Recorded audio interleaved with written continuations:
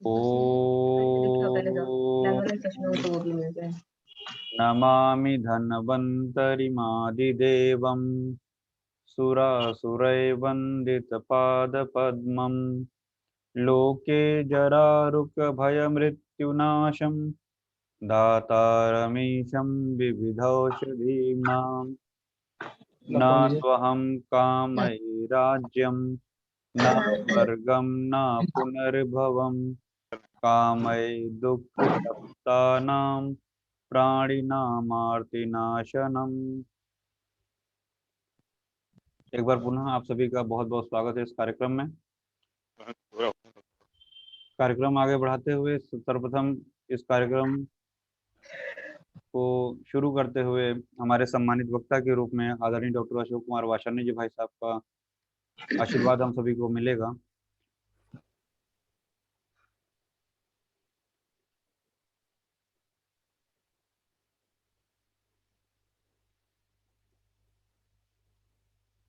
आदरणीय भाई साहब का एक संक्षिप्त परिचय मैं आप लोग के सामने रखना चाहता हूँ। कार्यक्रम में प्रोफेसर नीलम गुप्ता भी जुड़ चुकी हैं। आपका बहुत बहुत स्वागत है, अभिनंदन है। और प्रोफेसर पूजा भारद्वाज जी, जो कि आयुष की उस विधा से आपने उत्तराखंड में जो कीर्तिमान स्थापित किया है और आज आप हमारे इस कार्यक्रम में जुड़ी हुई हैं, आपका भी बहुत बहुत स्वागत, अभिनंदन है। और हमारे प्रोफेसर आर.डी. त्रिपाठी सर, जो उत्तर प्रदेश के निदेशक रहे हैं आयुर्वेद और यूनानी सेवा के, आप भी हमारे साथ जुड़े हैं, आपका भी बहुत बहुत स्वागत, अभिनंदन है। अब अवनीश जी से मैं कहूंगा कि आप इस अवसर पर सबसे पहले हमारे डॉक्टर अशोक कुमार वासरनी भाई साहब, जो कि आपके national organising secretary Arogya Bharati के और आयुष मंत्रालय के सलाहकार समिति के सदस्य भी हैं, तो मैं चाहता हूं कि उनका एक उद्बोधन आप हमारे सामने रखें, उसके बाद हम कार्यक्रम आगे बढ़ाएंगे। डॉक्टर अवनीश कुमार पांडे। जी सर। भाई साहब ने 1979 में एमएससी बायोकेमिस्ट्री एएमयू से पूर्ण करने के पश्चात 1986 में अपने पीएचडी बायोकेमिस्ट्री में इलाहाबाद विश्वविद्यालय से पूर्ण किया। इसके पश्चात अब इलाहाबाद विश्वविद्यालय में असिस्टेंट प्रोफेसर के रूप में अपनी सेवाएं दिए। 1986 से आप सामाजिक सेवा से जुड़े और आरएसएस प्रचारक के रूप में आपने इलाहाबाद, लखनऊ और कानपुर में अपनी सेवाएं दी। 15 वर्षों तक आप प्रांत प्रचारक के रूप में सेवा दिए, जिसमें 10 वर्ष आपने झारखंड एवं 5 वर्ष आपने कानपुर प्रांत में अपनी सेवाएं दी। 2012 से आप आरोग्य भारती के राष्ट्रीय संगठन सचिव के रूप में हम सभी का मार्गदर्शन कर रहे हैं। आपका केंद्र भोपाल है और भाई साहब का उद्बोधन हम सभी को मिलेगा और मैं उद्बोधन भाई साहब का प्रारंभ करता हूँ। कार्यक्रम में प्रोफेसर हेमलता जी भी जुड़ चुकी हैं, जो कि प्राचार्य हैं लाल बहादुर शास्त्री होम्योपैथी कॉलेज की, उनका भी स्वागत, अभिनंदन है जी।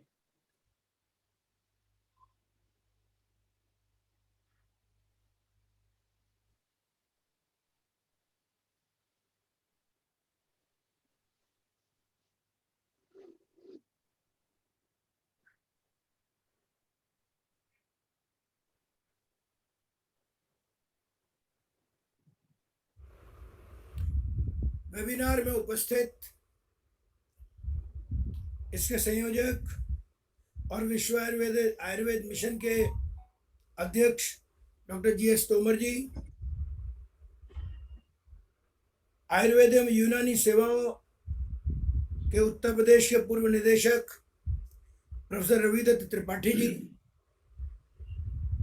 लाल बहादुर शास्त्री आयुर्वेद महाविद्यालय के पूर्व प्राचार्य प्रोफेसर एस.डी. उपाध्याय जी, उत्तराखंड आयुर्वेदिक विश्वविद्यालय के पूर्व कुलपति professor S P. Mishra ji, professor Pooja Bhardwaj ji, जो उत्तराखंड आयुष मंत्रालय आयुष विभाग की एक्स डायरेक्टर हैं, प्रोफेसर हेमलता जी, प्रधानाचार्य Shri Lal Bahadur Shastri homoeopathic medical college Prayagraj, professor नीलम गुप्ता जी, प्रधानाचार्य राजकीय स्नातकोत्तर आयुर्वेदिक विश्वविद्यालय वाराणसी,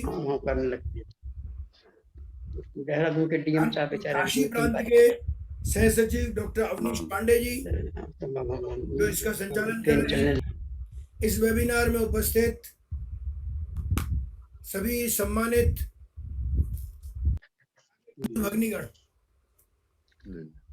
2 अक्टूबर यह प्रत्येक व्यक्ति के लिए और प्रत्येक भारतीय के लिए एक विशेष दिन रहता है। एक ऐसा विशेष अवसर है कि जिस समय राष्ट्रपिता महात्मा गांधी जी और भारत के प्रधानमंत्री लाल बहादुर शास्त्री जी का स्मरण होना स्वाभाविक बात है।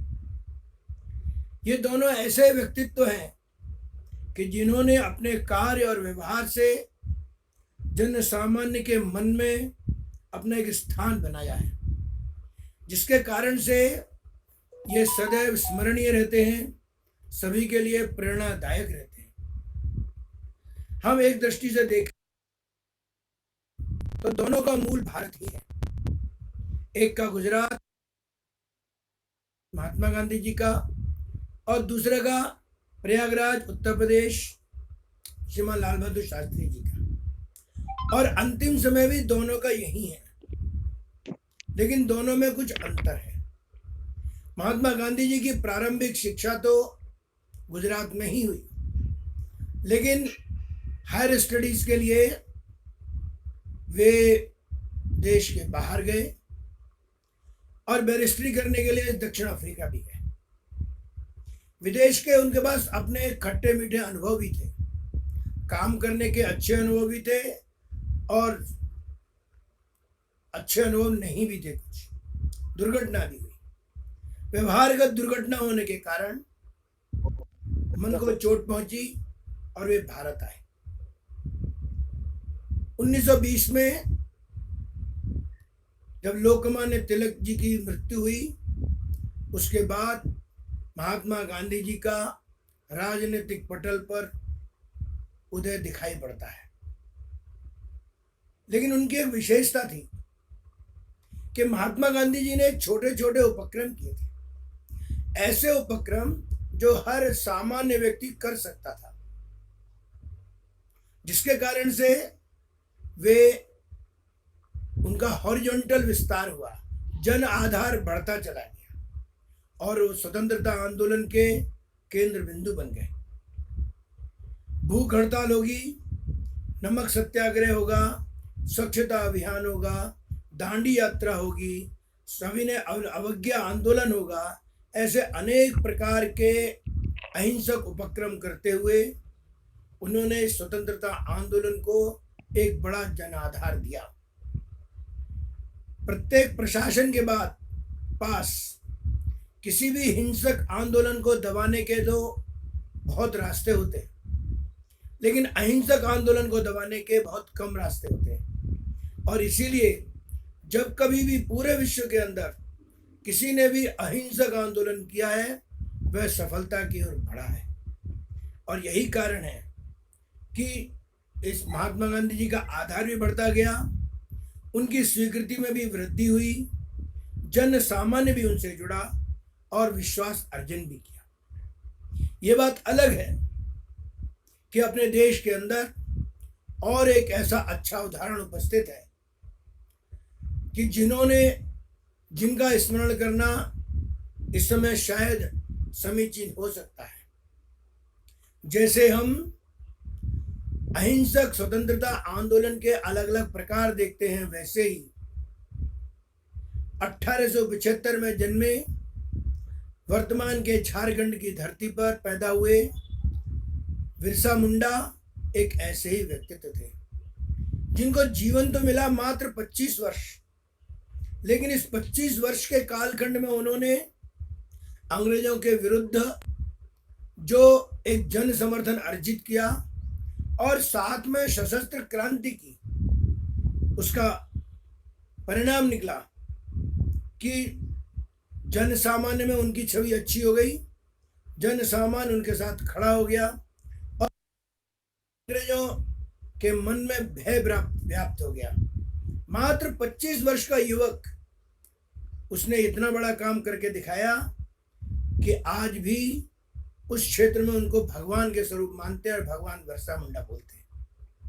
उनका काम भी ऐसा ही था। शायद वहीं से ऐसे अहिंसक आंदोलन की नींव दिखलाई पड़ती है, और भी कुछ हो सकती है। ठीक उसी तरह से हम विचार करें श्रीमान लाल बहादुर शास्त्री जी, जो उस समय के इलाहाबाद और आज प्रयागराज की धरती से जन्मे, बिल्कुल शहर का हार्ट ऑफ द सिटी, चौक क्षेत्र, वही उनका कार्य क्षेत्र था। स्थानीय होने के नाते से समस्याओं को जानते थे, रीति रिवाजों को जानते थे, कमजोरियों को भी जानते थे, स्ट्रेंथ पॉइंट्स भी मालूम थी, समाधान के रास्ते भी मालूम थे। अर्थात वे कॉमन मैन के समान थे। और इसीलिए उस समय के स्वतंत्रता आंदोलन के विभिन्न चरणों से बढ़ते हुए उन्होंने राष्ट्रीय स्तर पर अपना एक स्थान बनाया था, जन सामान्य के मन में एक विश्वास अर्जन किया था और हर व्यक्ति उनको एक बड़े सम्मान की दृष्टि से देखता था। चूंकि वह नीचे से ऊपर उठे थे, समस्याओं के बारे में भी जानते थे, समाधान की भी समझ थी, निर्णय क्षमता भी थी उनके अंदर, दृढ़ता भी थी। और इसीलिए जब वे प्रधानमंत्री बने तो प्रधानमंत्री बनते समय दो प्रमुख समस्याएं उनके सामने थी। एक थी कि उसी समय 1963 में अकाल आया था, पूरे देश में अन्न की कमी हो गई थी, 63 या 64 भी हो सकता है। उन्होंने उसका बखूबी मुकाबला ही नहीं किया, अपने प्रति जो विश्वास था उसका उपयोग भी किया।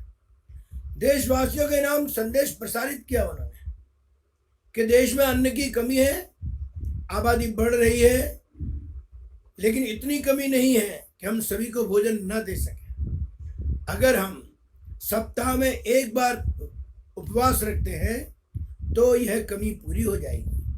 और इसीलिए मैं आज से संकल्प लेता हूं कि हर सोमवार की सायंकाल मेरा उपवास रहेगा, भोजन नहीं करूंगा। हमको शायद आश्चर्य होगा कि उनकी उस अपील का कितना प्रभाव हुआ। अनेक भारतवासियों ने सोमवार की सायंकाल का उपवास रखना शुरू कर दिया। केवल उपवास ही नहीं रखा, आज तक भी अगर वे जीवित है तो उनके उस संकल्प का पालन कर रहे हैं। दूसरा पहलू था कि कैसे अन्न की मात्रा बढ़ाई जाए, तो नदियों को जोड़ने के लिए नहर की व्यवस्था बनाई और नहरों के जो झिकझैक जाल बैठाया, उसी के कारण से हरित क्रांति का विकास हुआ। और उस अधिक जैसे हरित क्रांति बढ़ी, अधिक अन्न पैदा हुआ, आर्थिक संपन्नता भी आती गई और इतनी आ गई कि जहाँ कभी कम था, आज हम अन्न का एक्सपोर्ट करते हैं, निर्यात करते हैं। यह शास्त्री जी की ही कुशलता और दिशा ही थी कि जिसके कारण से कमी भी दूर हुई, हम आत्मनिर्भर हुए और उसके माध्यम से अर्थोपार्जन भी करने लगे। दूसरा ध्यान करें कि उस समय 1962 में चीनी आक्रमण हुआ था। हमारे देश के कई भूभागों पर चीन ने कब्जा कर लिया था, भारत को पराजय मिली थी। उस समय के प्रधानमंत्री पंडित नेहरू जी शायद अति विश्वास में होने के कारण उनको पूर्वानुमान नहीं हो पाया। बाद में उनको ध्यान में आया, लेकिन ये देश की जनता की विशेषता है कि जो देश के प्रति एक साथ हर काम के खड़ी होती है, कैसी भी स्थिति होगी, और उस समय भी खड़ी हुई, लेकिन हमको पराजय का मुंह देखना पड़ा। और उसी समय से नेहरू जी ने भी सोचा और बाद में लाल बहादुर शास्त्री जी ने पालन किया उनकी मृत्यु के बाद कि सेना का साइज 10 गुना बढ़ाएंगे। और उसके बाद से सेना की क्षमता हर प्रकार से 10 गुना की गई और तय किया गया कि सैनिकों से रक्षा संबंधी कार्य ही सभी कराए जाएंगे, सैनिकों से खेती नहीं कराई जाएगी। क्योंकि उस समय जिस समय आक्रमण हुआ था, नेहरू जी के माध्यम से सैनिकों से खेती कराने का काम दे दिया, तो सैनिक तत्काल तैयार नहीं हुए, थोड़ी देरी हो गई। और बाद के निर्णय का परिणाम हुआ कि 1965 में जब पाकिस्तान के साथ युद्ध हुआ, तो इसी 10 गुनी सेना ने बहुत जल्दी ही उसमें विजयश्री प्राप्त कर ली और जनता का मनोबल बढ़ गया। उसी समय तीसरा काम भी हो गया। उस समय भी शास्त्री जी थे, यद्यपि शायद उनकी योजना उतनी नहीं रही होगी, लेकिन उसी समय पर हुआ, इसलिए उनके कार्यों में गिना जाता है। वह श्वेत क्रांति, गुजरात उसका केंद्र बिंदु बना, संपूर्ण देश में वो फैला और संपूर्ण देश को एक रास्ता मिला कि हमारे लिए बच्चों के लिए अन्न, बच्चों के लिए दूध उपलब्ध कराना, उनके पौष्टिकता के लिए, उनकी ताकत के लिए, उनकी कुशलता के लिए आवश्यक है। और इसीलिए आर्थिक दृष्टि से भी, सुरक्षा की दृष्टि से भी, पोषण की दृष्टि से भी हमारा देश आगे बढ़ता चला गया। और यही कारण थे कि श्रीमान लाल बहादुर शास्त्री जी के बारे में पूरे देश का विश्वास बढ़ गया, उनके प्रति श्रद्धा जागृत हो गई। शास्त्री जी की और एक विशेषता थी, वह थी उनकी दृढ़ता और स्वाभिमान से समझौता नहीं करना। और शायद यही चीज जो इनके गुण थे वही उनके मृत्यु के कारण भी बने। असमय मृत्यु हुई, अस्वाभाविक मृत्यु हुई। आज भी पूरा देश का एक भी नागरिक यह स्वीकार करने के लिए तैयार नहीं कि शास्त्री जी की मृत्यु स्वाभाविक हुई थी। वे सभी मानते हैं कि शास्त्री जी अंतर्राष्ट्रीय षड्यंत्र के शिकार हुए। यद्यपि वे 2-3 वर्षों तक ही प्रधानमंत्री के रूप में रहे, लेकिन उन 2-3 वर्षों में हुए कार्यों के कारण से देश को जो दिशा मिली, प्रत्येक व्यक्ति के हृदय में उनका एक स्थान बन गया, उनका एक जन विश्वास पैदा हो गया। और आज हम उनकी मृत्यु के 54 वर्ष के बाद भी उनके प्रति श्रद्धावनत होते हैं। यह शायद शास्त्री जी की ही विशेषता है कि जिनकी गहराई भी थी, ऊंचाई भी थी, दृढ़ता भी थी और समाज के प्रति विश्वास भी था।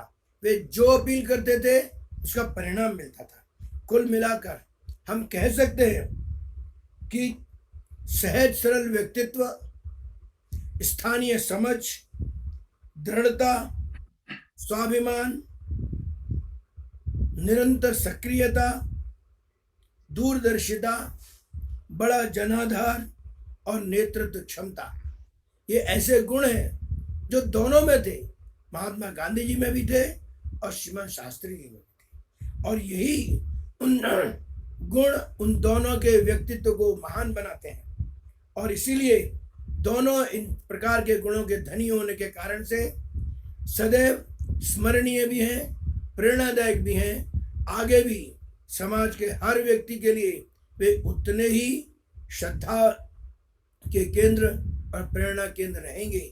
और मुझे लगता है अगर हम इस वेबिनार के माध्यम से कुछ भी समाज उनके प्रति उनके गुणों को सामने रखते हुए कुछ भी अर्जन कर पाए, ग्रहण कर पाए,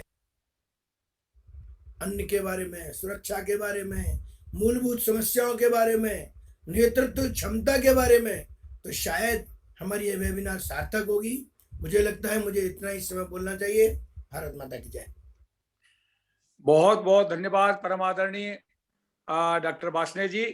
आपने निश्चित रूप से तीनों महापुरुष बिरसा मुंडा जी का भी आपने जिक्र किया और आपने देश के दो लाल महात्मा गांधी जी और श्री लाल बहादुर शास्त्री जी के किए गए इन कर्मों के बारे में, उनके किए गए कार्यकलापों के बारे में जो जिक्र किया वो निश्चित रूप से हम लोगों के लिए अनुकरणीय है। और ये देश हमेशा ऋणी रहेगा इन दो महापुरुषों के लिए जिन्होंने आज भारत जैसे विशाल देश को हमारे हाथ में सौंपा है। तो मैं बहुत बहुत आपको धन्यवाद देता हूं अपने उत्कृष्ट उद्बोधन के लिए।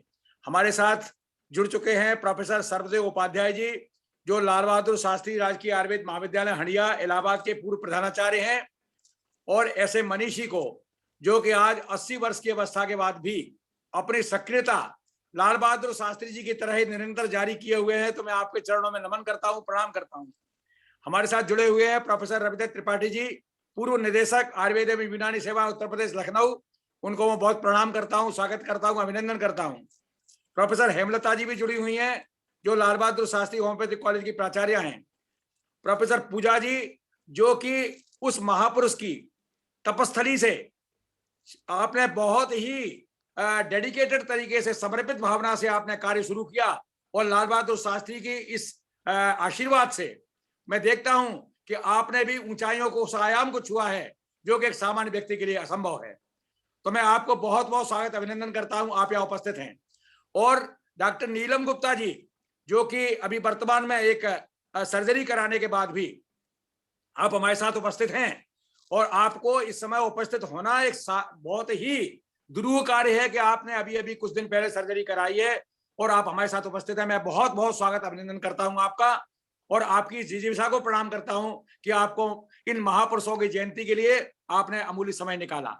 हमारे साथ राजकीय आयुर्वेद महाविद्यालय हंडिया जो कि लाल बहादुर शास्त्री जी की तपस्थली है, वहां से तमाम हमारे प्राध्यापक डॉक्टर उषा द्विवेदी जी तमाम जुड़े हुए हैं। मैं सबको स्वागत अभिनंदन करता हूं और लाल बहादुर शास्त्री होम्योपैथिक कॉलेज से स्तुति सिन्हा और हेमलता जी की पूरी टीम इसके साथ जुड़ी हुई है। सभी का बहुत बहुत अभिनंदन है, स्वागत है। और मैं चाहता हूं कि लाल बहादुर शास्त्री जी ने जिस महाविद्यालय की भूमि को एक कुटिया में रह करके आपने इस महाविद्यालय को मूर्त रूप दिया और उन्हीं के आशीर्वाद से ये महाविद्यालय आज खड़ा हुआ है, तो मैं और महात्मा गांधी जी के नाम से ये गांधी आयुर्वेद विश्वविद्यालय बनाने की एक नींव रखी गई थी और उसी नींव को लाल बहादुर शास्त्री जी के नाम से आज ये कॉलेज हमारा चल रहा है। तो इस महाविद्यालय में कार्यरत और पूर्व कार्यरत जो हमारे लोग रहे हैं वो सभी हमारे साथ जुड़े हुए हैं। मैं सबका स्वागत अभिनंदन करता हूं और मैं आशा करता हूं कि आप सभी अपने विचार आज हमारे सामने रखेंगे। डॉक्टर अवनीश जी, अब हम कार्यक्रम को आगे बढ़ाते हुए हमारे अग्रिम वक्ता को आमंत्रित करेंगे, डॉक्टर अवनीश पांडे। जी सर। हाँ, आप जो है डॉक्टर नीलम जी का कुछ सर्जरी की समस्या है, आप चाहें तो उनको 5 मिनट पहले दे दें और उसके बाद आप पूजा जी, एसपी मिश्रा जी, सब हमारे एसपी मिश्रा जी भी हमारे साथ जुड़े हुए हैं जो कि उत्तराखंड आयुर्वेद विश्वविद्यालय के फाउंडर वाइस चांसलर हैं। तो मैं चाहता हूं कि आप लोगों का उद्बोधन तो विशेष होगा क्योंकि डॉक्टर एसपी मिश्रा जी ने इस महाविद्यालय में एक फाउंडेशन स्टोन, नींव के पत्थर की तरह कार्य किया है और आप उस समय से इस महाविद्यालय से जुड़े हुए हैं जब इस महाविद्यालय की स्थापना हुई थी। तो आपसे तो हम विशेष रूप से सुनेंगे ही, आप आगे कार्यक्रम को बढ़ाएं। डॉक्टर अवनीश जी। सर, आरोग्य भारती से डॉक्टर राजेश सर जुड़े हुए हैं, आपका भी बहुत बहुत स्वागत है सर इस कार्यक्रम में। और ये बार करता हूँ प्रोफेसर नीलम गुप्ता मैम, कृपया अपने उद्बोधन से हम सभी को अनुग्रहित करेंगे। आप प्रिंसिपल हैं government post graduate college Varanasi. Ma'am, आपके उद्बोधन के लिए मैं आपको और पूर्व प्राचार्य राजकीय आयुर्वेदिक कॉलेज हंडिया जी लाल बहादुर शास्त्री आयुर्वेदिक कॉलेज हंडिया की पूर्व प्राचार्य हैं, तो आपका स्वागत है, अभिनंदन है। आप अपना उद्बोधन करें। बहुत बहुत स्वागत है मैम। थैंक यू, बहुत बहुत धन्यवाद डॉक्टर अवनीश। सबसे पहले मैं इस वेबिनार जो कि 2 विभूतियों गांधी जी और शास्त्री जी के ऊपर एक गांधी, एक विश्वास, शास्त्री एक विचार, इस वेबिनार में उपस्थित सबसे पहले मैं डॉक्टर अशोक कुमार वार्ष्णेय जी जो भाई साहब हैं, professor Tomar sir, professor R D. Tripathi sir, professor Pandey sir, professor S P. Mishra sir, professor Pooja Bhardwaj ma'am, doctor Hemlata और डॉक्टर अवनीश जी और इस वेबिनार में जुड़े हुए सभी विद्वानों का बहुत बहुत धन्यवाद कहती हूँ। और मैं सबसे ज्यादा धन्यवाद तो प्रोफेसर तोमर सर को कहती हूँ कि उन्होंने मुझे इस वेबिनार में बोलने का मौका दिया। मैं बहुत बहुत आभारी हूँ। आज 2 महापुरुषों का जन्मदिन है, उसकी ढेर सारी शुभकामनाएं आपको देती हूँ। भाई साहब ने बहुत ही संक्षिप्त रूप में बहुत ही प्रमुख घटनाओं का वर्णन किया है और मैं ईश्वर का बहुत धन्यवाद देती हूँ कि शास्त्री जी के नाम का जो महाविद्यालय है, श्री लाल बहादुर शास्त्री आयुर्वेद महाविद्यालय एवं चिकित्सालय हंडिया में मुझे सेवा करने का मौका, एज ए प्रिंसिपल करने का मौका दिया और प्रोफेसर तोमर सर ने ही मुझे चार्ज दिया। 2015 में मैंने प्रधानाचार्य का पद ग्रहण किया था और मैं वहां पर 4 साल रही। 2019 में जुलाई में मैंने यहाँ बनारस मेरा ट्रांसफर हुआ और मैंने यहाँ पर प्रधानाचार्य एवं अधीक्षक का पद ग्रहण किया। गांधी जी की 2 अक्टूबर को तो ज्यादातर हम गांधी जयंती के रूप में ही मनाते हैं, ज्यादातर लोग यही जानते हैं, लेकिन एक अभूतपूर्व, जैसा कि अभी भाई साहब ने कहा कि अभूतपूर्व शख्सियत जो थे शास्त्री जी, उनका जन्मदिन भी आज के दिन ही होता है।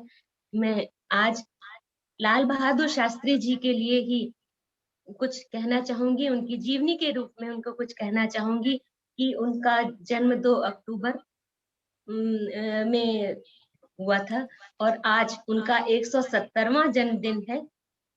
शास्त्री जी 9 जून 1964 से 11 जनवरी 1966 तक, जब उनकी ताशकंद में मृत्यु हुई, तब तक वो यहाँ पर रहे और उन्होंने अपना कार्य दिया। इनका प्रमुख जो कार्य था वो बहुत अद्वितीय रहा है और जन्म 1904 में उनका हुआ था। उनकी माँ श्रीमती राम दुलारी जी और पिता मुंशी शारदा प्रसाद जी थे और उन्होंने वो शुरू में पहले प्राथमिक महाविद्यालय के शिक्षक थे और बाद में उन्होंने फिर एक राजस्व विभाग में लिपिक के पद पर उन्होंने कार्य किया और इनकी 18 महीने की उम्र में ही इनके पिता का स्वर्गवास हो गया था और इनकी माँ ने अपने मायके में जाकर के, जो कि मिर्जापुर की थी, वहां पर उन्होंने उनका लालन पालन किया और थोड़े दिनों बाद ही उनके नाना जी जो हजारी लाल जी थे, उनका भी देहांत हो गया और कुछ समय बाद उनके नाना जी भी नहीं रहे। उन्होंने उनकी परवरिश उनके मौसा जी ने, जो रघुनाथ प्रसाद जी थे, उन्होंने किया और ननिहाल में उनकी प्राथमिक शिक्षा हुई। हरिश्चंद्र हाई स्कूल और काशी विद्यापीठ से उनका आगे जिन्होंने शास्त्री की उपाधि ग्रहण करी। 1928 में उनका विवाह मिर्जापुर निवासी गणेश प्रसाद जी की पुत्री ललिता जी से हुआ और उनके 6 संतानें हुई, जिनमें 2 पुत्रियां और 4 पुत्र थे, कुसुम और सुमन, और 4 पुत्र हरिकृष्ण, अनिल, सुनील और अशोक जी थे, जिनमें अनिल शास्त्री जी और सुनील शास्त्री जी अभी जीवित हैं। इसमें उनका जो संस्कृत भाषा में स्नातक की डिग्री लेने के बाद, शास्त्री की डिग्री लेने के बाद उन्होंने भारत सेवक संघ से जुड़ गए और उन्होंने देश सेवा का व्रत लेते हुए यहीं से अपने राजनीतिक जीवन की शुरुआत करी। शास्त्री जी सच्चे गांधीवादी थे। उन्होंने अपना सारा जीवन सादगी से बिताया और उसे गरीबों की सेवा में लगाया। भारतीय स्वाधीनता संग्राम के सभी महत्वपूर्ण कार्यक्रमों व आंदोलनों में उन्होंने अपनी सक्रिय भागीदारी करी। गांधी जी के असहयोग आंदोलन में शामिल होने के समय उनकी उम्र केवल 16 वर्ष की थी। अपनी पढ़ाई छोड़ देने के निर्णय से उनकी माँ उनसे बहुत उम्मीद लगा के रखी थी, लेकिन उन्होंने उनके इस निर्णय ने उनके परिवार को बहुत झकझोर दिया। उन्हें रोकने की बहुत कोशिश करी, लेकिन वे असफल रहे। लाल बहादुर शास्त्री जी ने अब जब अपना मन बना लिया था, तो एक बार मन बना लेने के बाद वो अपने निर्णय को कभी भी नहीं छोड़ते थे। वे बाहर से विनम्र दिखने में और लेकिन अंदर से चट्टान से भी ज्यादा सुदृढ़ थे। उन्होंने भारतीय स्वतंत्रता के पश्चात शास्त्री जी उत्तर प्रदेश के संसदीय सचिव नियुक्त किए गए। गोविंद वल्लभ पंत जी के मंत्रिमंडल में उन्हें पुलिस एवं परिवहन मंत्रालय सौंपा गया। वे इस कार्यकाल में प्रथम बार उन्होंने अपने इस कार्यकाल में सबसे पहले महिला कंडक्टर की नियुक्ति करी थी उन्होंने, और पुलिस मंत्री होने पर उन्होंने एक अपना ये एक भीड़ नियंत्रण का जो एक पुलिस का जैसे डंडा कहते हैं, उसको रोककर उन्होंने पानी की बौछार डालने का आदेश दिया कि इससे जो है चोट कम आएगी और काम हो जाएगा। और उसके बाद 1951 में नेहरू जी के नेतृत्व में अखिल भारतीय कांग्रेस कमेटी के महासचिव नियुक्त किए गए। उन्होंने 1952, 57 और 62 के चुनाव में कांग्रेस पार्टी का बहुमत से जिताने के लिए बहुत परिश्रम किया। 27 मई 1964 को नेहरू जी के निधन के बाद उनकी एक साफ सुथरी छवि होने के कारण शास्त्री जी को 9 जून 64 में प्रधानमंत्री बनाया गया। 1951 में नेहरू जी के नेतृत्व में उन्होंने अखिल भारतीय कांग्रेस को ज्वाइन किया। और वो उनकी एक जो उनके अंदर एक सांगठनिक प्रतिभा जो थी एवं चीजों को नजदीक से परखने की अद्भुत क्षमता उनके अंदर थी, वे ये एक बहुत बड़ा योगदान था। 30 से अधिक वर्षों तक उनकी समर्पित सेवा के दौरान अपनी उद्वत निष्ठा एवं क्षमता से लोगों के बीच बहुत प्रसिद्ध हो गए। उनके अत्यंत नेतृत्व क्षमता, विनम्र, दृढ़, सहिष्णु एवं जबरदस्त आंतरिक शक्ति वाले शास्त्री जी लोगों के बीच ऐसे व्यक्ति बनकर उभरे। उन्होंने लोगों की भावनाओं को समझा। वे दूरदर्शी थे जो देश को प्रगति के मार्ग पर ले जाए। शास्त्री जी कहते हैं कि मेहनत ही प्रार्थना समान होती है। शास्त्री जी एक भारतीय संस्कृति के श्रेष्ठ पहचान थे। थोड़ी सी बातें मैंने शास्त्री जी के बारे में कहा और मैं ये बताना चाहूंगी कि मेरे कार्यकाल के दौरान मैं बहुत आभारी हूँ तोमर सर की कि उन्होंने मुझे पग पग पर प्रधानाचार्य का कोई अनुभव ना होने के कारण मैं कार्यवाहक प्रधानाचार्य के रूप में थी और मुझे कई बार उनकी जरूरत पड़ी। मैंने उनसे कई बार सलाह लिया और मैंने ये देखा कि सर का मेरे ऊपर बहुत सहयोग रहता था। शास्त्री जी और गांधी जी इन सबके जन्म दिवस मनाने का मेन उद्देश्य, जैसा कि मैं समझती हूँ कि हमें अगर उनके विचारों से, उनके आचरण से, उनकी जीवनी से हम कुछ भी अपने ऊपर ले सकें और लोगों को दे सकें, ये बहुत बड़ी एक श्रद्धांजलि होगी। इसी के साथ मैं आप सभी को बहुत बहुत धन्यवाद और सभी गुरुओं को प्रणाम करती हूँ कि वो मुझे यहाँ पर उन्होंने बुलाया और मुझे बोलने का अवसर दिया। मैं आप सबको बताना चाहूंगी कि मेरा अभी टोटल थायराइडेक्टमी थर्सडे को हुआ है ऑपरेशन और अभी स्टिच नहीं निकली है, मंडे को स्टिच निकलेगी।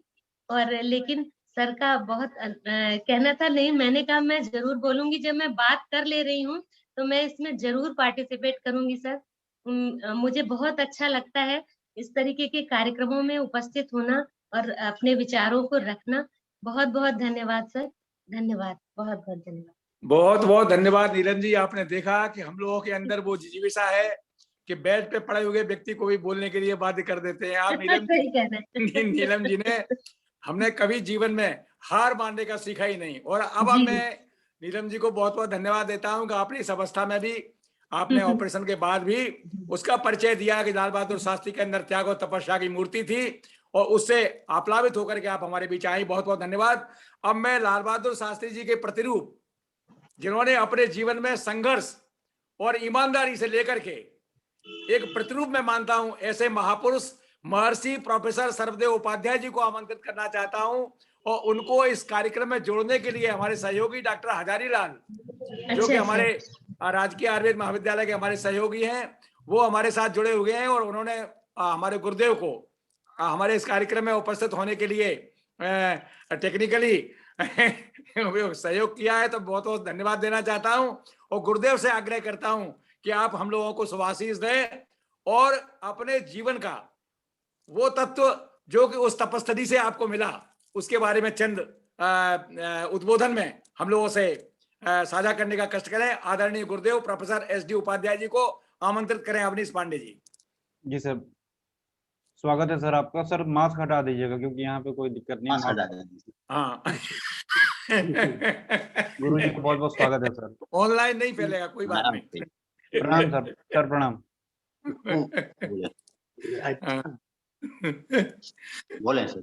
आयुर्वेद जगत के लब्ध प्रतिष्ठित विद्वान, कर्मठ व्यक्ति के धनी और इस उम्र में भी एक युवा की तरह से कार्य करने का जो साहस उत्साह, ऐसे डॉक्टर तोमर जी को मैं बहुत हार्दिक धन्यवाद भी देता हूं और आशीर्वाद भी देता हूं। इन्हीं का एक ऐसा व्यक्तित्व है जो कि आज सेवानिवृत्त होने के बाद भी शास्त्री जी जैसे व्यक्ति के विषय में ये बैठे न रह करके सभी को आमंत्रित करके और उनके ऊपर कुछ कहने के लिए अनुरोध किया है। धन्यवाद के पात्र हैं। शास्त्री जी के विषय में कहना कुछ ऐसा प्रतीत होता है कि सूर्य के सामने दीपक दिखाने की बात। गीता के 6वें अध्याय का प्रथम श्लोक यह है, अनाश्रितः कर्म फलम कार्यम कर्म करोति यः स सन्यासी योगी च न निरग्नि न चात्य। वाह! कृष्ण कहते हैं कि वही सन्यासी भी है, वही योगी भी है। कौन? अनाश्रितः कर्म फलम कार्यम कर्म करो, जो बिना किसी फल की इच्छा के बिल्कुल निष्प्रिय भाव से समाज की सेवा के लिए तत्परता के साथ कार्य करता है, वही सन्यासी भी है और वही योगी भी है। शास्त्री जी इसके पूर्ण प्रतिरूप, इसमें कोई दो राय नहीं है।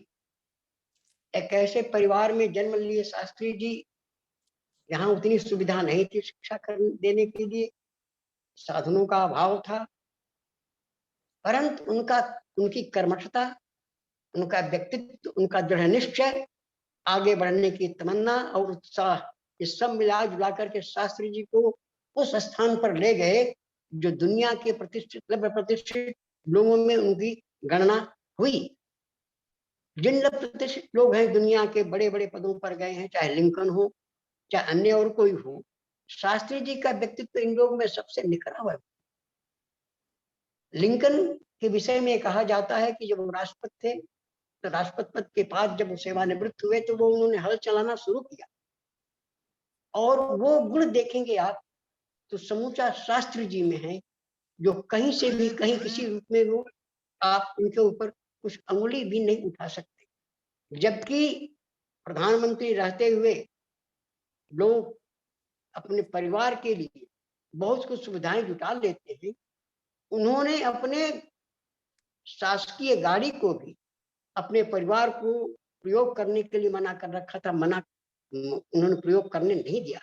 ऐसा व्यक्तित्व शास्त्री जी का था। उनके विषय में हम जो कुछ कहने जा रहे हैं ये तो सूरज के सामने एक दीपक दिखाने की तरह है। लाल बहादुर शास्त्री जी के विषय में मैं इतना कहना चाहूंगा, जैसे पहले मैंने कहा कि एक सूरज के सामने दीपक दिखाने की बात है। वो जो थे, एक बार काशी विद्यापीठ में एलुमनाई मीट थी, उसमें मैं भी गया था। शास्त्री जी का जो पहनावा ओढ़ावा तथा जो बोलने का और आपस में मिलने का जो मैं स्वरूप देखा, मैं दंग भी रह गया और गदगद भी हुआ। क्या आत्मीयता थी, कहीं कोई झलक नहीं थी, न पद की झलक थी न किसी प्रकार का कोई अहंकार था। वो उसके लाल बहादुर शास्त्री जी। शास्त्री जी भारत की आजादी के बाद मैं कुछ व्यक्तियों की गणना किया हूं, सोचता भी हूं, उसमें शास्त्री जी को मैं रखता हूं। वो 3 व्यक्ति में माना। एक तो सुभाष चंद्र बोस जी थे, उनका तो कोई एक अपना गजब का भारतीय माँ के ऐसा सबूत जिसका कोई जल्दी उदाहरण नहीं मिलेगा विश्व में। महात्मा गांधी जी भी हुए उसी में। गुलजारी लाल नंदा जी को भी देखेंगे अगर आप, तो 3 बार जो थे अंतरिम प्राइम मिनिस्टर रह चुके थे। लेकिन आश्चर्य की बात है, शायद आप लोग जानते भी हो, मरने के लिए अपने पुत्री के पास दिल्ली में एक कमरे में रहते थे, वहीं पर रहते थे। ये स्थिति थी उनकी, मरते समय तक भी वहीं रहे। ये त्याग और तपस्या थी जो शास्त्री जी की तरह ही वो भी महान व्यक्तित्व के धनी आदमी थे। लाल बहादुर शास्त्री जी की नाम पर जो आयुर्वेदिक कॉलेज बना है, इसके प्रतिष्ठापक जो है वो स्वर्गीय तिवारी जी थे। नाम था उनका, पुरुषोत्तम तिवारी जी थे। वो भी अपने सद प्रयास से उनके अंदर इतना उल्लास और साहस था, और शास्त्री जी के बहुत ही नजदीकी थे कि उन्होंने यूनिवर्सिटी बनाने के लिए करीब 100 एकड़ जमीन तक का भी अधिग्रहण करने का जो नक्शा भी रखा है, उसका पूरा प्लान बना लिया था। लेकिन दुर्भाग्यवश वो हो नहीं पाया, क्योंकि उनकी उसमें मृत्यु हो गई। लेकिन कॉलेज जितने भर में चला रहा, जमीन अधिग्रहण हुआ था, उतने भर में कॉलेज वो चलता रहा। इसका श्रेय जो है लाल बहादुर जी के नाम पर जो कॉलेज बनाने का जो श्रेय है, वो स्वर्गीय पुरुषोत्तम दास तिवारी जी को जाता है। प्राचार्य के रूप में, जैसा अभी डॉक्टर तोमर जी ने बताया, उस संस्था को चलाने के लिए बड़ा अथक परिश्रम किया डॉक्टर एस.पी. मिश्र और ओझा जी, सुरेंद्र ओझा, सत्येंद्र नाथ मिश्र और ओझा, इन दोनों ने अपने खून पसीने से उस संस्था को सींचा है। एक तरह से कहा जाए तो इसमें कोई अत्युक्ति नहीं होगी। और ये दोनों लोगों ने उस संस्था को, आज जो कुछ भी संस्था अपना रूप पा चुकी है, इसकी नींव में इन दोनों को हटा करके तस्वीर देखा नहीं जा सकता। ये एक सत्य है। लाल बहादुर शास्त्री जी के बारे में कितना कहा जाए, जितना भी कहा जाए उतना थोड़ा ही है। मैं ये समझता हूं कि शास्त्री के विषय में बहुत कुछ न कह, उस समय की बात याद आ रही है, जब भी कुछ पूर्व वक्ता ने कहा भी है कि जब समस्या भोजन की आई तो उन्होंने एक दिन उपवास के लिए जो व्रत लिया, उस पर देश ने उस पर अमल किया, और उन्होंने विदेशी अमेरिका को उसमें उन्होंने अपना एक अच्छा संदेश दे दिया कि हमारा स्वाभिमान जो है टूटेगा नहीं, भले तुम ना दो आप, लेकिन हम इस तरह से अपनी जिंदगी गुजार लें। जब रेलवे मिनिस्टर थे, एक ही दुर्घटना में उनको इतना आघात लगा कि वो पद से इस्तीफा दिए। ऐसे थे शास्त्री जी, ऐसा वैसा कोई व्यक्तित्व नहीं था शास्त्री जी। उसके बाद कितना प्रयास किया गया, लेकिन उस पद को फिर उन्होंने दिया नहीं, क्योंकि उनको बहुत आत्मग्लानि हुई कि मेरे कार्यकाल में, मेरे मंत्रित्व काल में इस तरह की दुर्घटना हुई है। अधिक क्या कहा जाए शास्त्री जी के विषय में, बड़े लोगों के विषय में बहुत कुछ कहना भी दीपक दिखाने की बात है। जैसे मैंने भी कहा है, उनके आचरण को अनुकरण करने की बात।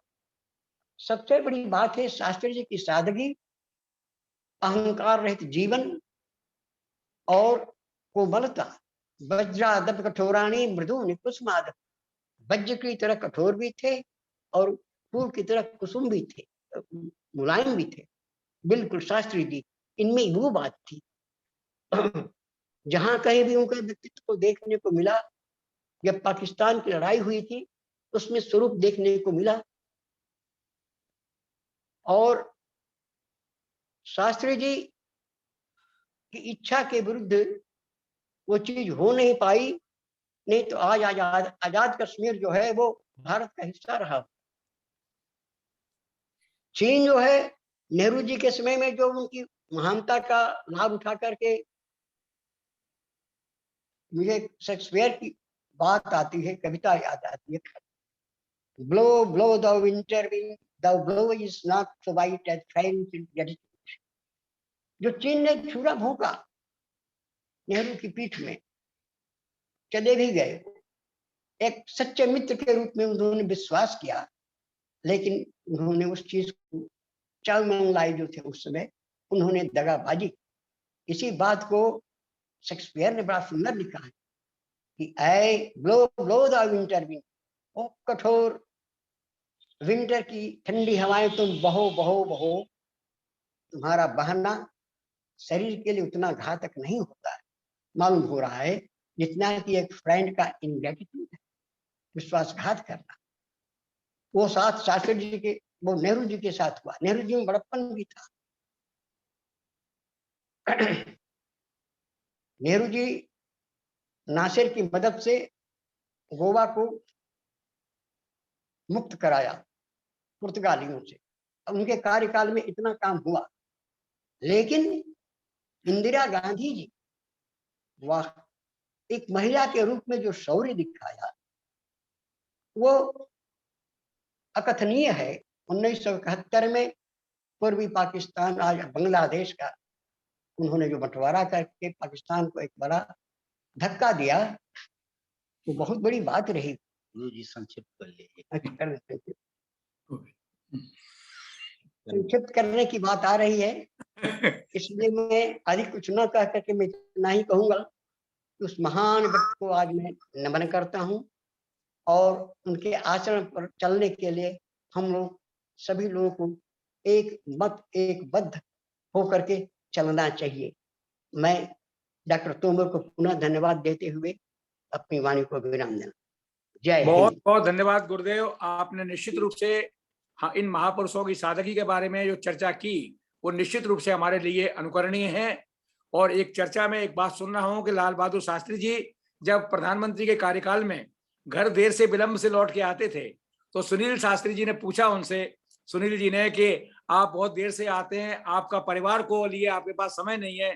तो शास्त्री जी ने जवाब दिया कि याद रखो ये सारा देश हमारा परिवार है। और इस प्रकार की भावना से ओतप्रोत थे हमारे स्वर्गीय लाल बहादुर शास्त्री जी। और उन्होंने कहा कि आप सौभाग्यशाली हैं कि आपको अपने पिता के साथ रहने का अवसर मिल रहा है। तो इस प्रकार के देश प्रेम की भावना से ओतप्रोत इस महापुरुष को नमन किया जाए।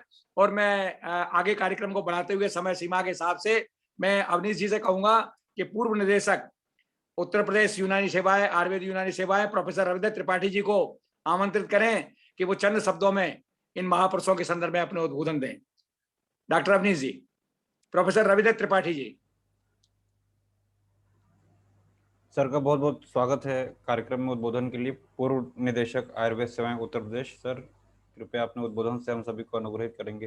Professor R D Tripathi sir. Sir अपने आप को अनम्यूट कर लीजिएगा सर। जी सर। यहाँ पर उपस्थित Gurudev Upadhyay ji, doctor S P Mishra,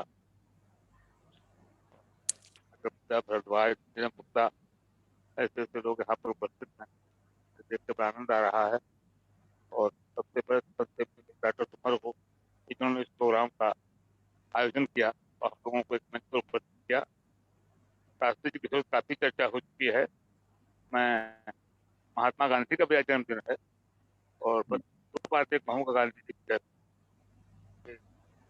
16 फरवरी 4 फरवरी 1916 में हिंदू विश्वविद्यालय की स्थापना हुआ था हो रहा था और लॉर्ड हार्डिंग विश्वविद्यालय संन्यास करने के लिए आए हुए थे और मंच पर इन्वेस्टेंट मालवीय जी ऐसे लोग बैठे हुए थे और गांधी को वहाँ बुलाया गया।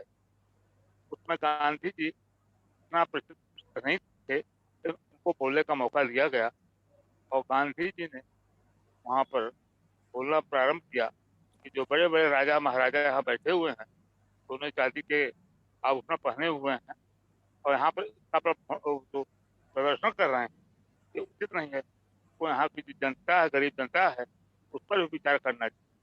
तो इसको सुन के राजा महाराजा लोग बहुत नाराज थे और वहाँ के जो राजा अलवर थे चले गए। तो उन्होंने शांत किया, लेकिन मालवीय जी ने कहा गांधी भी कंटिन्यू, गांधी बोलेंगे बोलते रहेंगे। और गांधी अपने भाषण पूरा समाप्त किया और इसी तरह उन्होंने वहाँ पर इंग्लिश हो रहा था, इंग्लिश नहीं हिंदी होना चाहिए। सभी लोगों का हो रहा कि भाई ऐसा ना कुछ लड़के नाराज हो जाए और कैसे हिंदी में उन्होंने कार्यक्रम कराया। तो गांधी जी की निडर राजा महाराजा को एक बात और गांधी जी की चेष्टा थी, वो पत्नी और करनी, पत्नी में माने कि जो करना है उसको पहले अपने ऊपर स्वयं आजमाते थे। एक महिला उनके पास गई और कहीं हमारे बच्चे को सर पे बड़ी पूजा हुई है, ठीक नहीं हो रहा है। तो गांधी ने कहा ठीक है, 1 महीने बाद हमारे पास आना। 1 महीना बाद महिला गांधी आई, उससे कहे कि आप जो है पुरुष लड़ना पड़ता। महिला ने कहा महाराज जी आप तो बात पहले ही बता सकते, बोलना जो है आसान नहीं है, इसलिए पहले एक बार मैंने पीछा छोड़ दिया और मैं कहने के साथ कहता हूँ दो तुम्हारा। इस तरह के गांधी जी से विश्वास करते थे। उनकी विषय में आप लोग अच्छी थे, वो जो है जाकर के लंदन से वैश्विक पढ़ाई पढ़े थे यहाँ पर आए, हालत बहुत अच्छी नहीं चलती थी, लेकिन कुछ दिन बाद वहाँ अफ्रीका के अब्दुल्ला, दादा अब्दुल्ला देश में बुलाए। वहाँ जाकर के उन्होंने देखा कि अफसरों के साथ कितना बड़े लोग दुर्व्यवहार कर रहे हैं, और उन्होंने विरोध किया। हमारे नेशनल कांग्रेस की स्थापना की। तो इस तरह से गांधी जी का कार्य बड़ा महान कार्य था, और हम लोग गांधी जी के विषय में अच्छे ढंग से जानते हैं, परिचित हैं। लेकिन आज गांधी जी का स्मरण जैसे शास्त्री जी का, शास्त्री नाम स्मरण किया गया, अच्छा किया गया, लेकिन गांधी जी के स्मरण करना बहुत आवश्यक था। गांधी जी को बीमार पड़ गए थे तो कहा गया था नमक सारे छोड़। गांधी ने नमक छोड़ दिया, साल नमक छोड़ दिया। ऐसा कर सकता है जो कि 1 साल तक नमक में, तो गाय को देखा, बच्चों गाय के बच्चों को, तो बच्चा अगर सब पी लेते हैं, गाय हम जो है जो गाय का बच्चों का समझाया उनको, पहले आप गाय का दुकान किया बकरी का दूध, तो गांधी ने बकरी दूध और फिर वही ढंग से आदर्श है, है का जो कार्य है वो हम लोग का करना चाहिए, उसका पालन करना चाहिए। लाल बहादुर शास्त्री हमारे लिए बड़े नहीं है। और सबसे बड़ी मैं पढ़ रहा था कि 5वीं क्लास में गरीबी प्रभाव में उनका नाम करते हैं, फीस नहीं, तब उनके मामा विद्युत प्रसाद से बात किया, उनका नाम किया गया। और शास्त्री जी 1964 हम लोग केपी कॉलेज में पढ़ रहे थे, और केपी कॉलेज से लौट गए, वहीं प्रयाग महिला विश्वविद्यालय गरबा का है, वहीं तो शास्त्री जी बाहर निकले, हम भी पहुंच गए वहाँ, और फिर नजदीक पहुंचे तो लोगों ने कहा शास्त्री जी बड़े कमजोर हैं, तो अब की बार मैं जा रहा हूँ, और जब लौट के आऊँगा तो बहुना पैसे तो ये को था। और बता रहे हैं तो 1966 जब अन्न का उत्पादन हो गया था, तो अमेरिका ने बंद कर दिया, तो शास्त्री जी का देश बड़ा है, और उनको कहा गया क्या क्या किया जाए, तो क्या नारा अब बात करेंगे। 66 में हम लोग गए थे, दिल्ली गए थे, हमारे घर पर लोग बस दिल्ली के होटलों में भी खाना नहीं बन रहा था, शाम के लोगों को बात किया संकट था, उसमें निजाम से उन्होंने बताया राजा हमारा कुछ दान करें। निजाम हैदराबाद से उन्होंने किया कि आप भी कुछ दान। निजाम हैदराबाद ने 5 टन सोना उस जमाने में दिया, जो क्या 20,000 करोड़ बराबर होगा। शास्त्री जी पड़ता थे, उसका प्रभाव था, और देश का दुर्भाग्य था कि 1966 में 11 जनवरी 1966 का देहावसान शासन बाद हो गया, को आघात लगा, वो बर्दाश्त नहीं कर पाए, और आज भी लोग कहते हैं पार्टी का पोस्टमार्टम कराया गया था, क्या कारण था, एक बार जाए हैं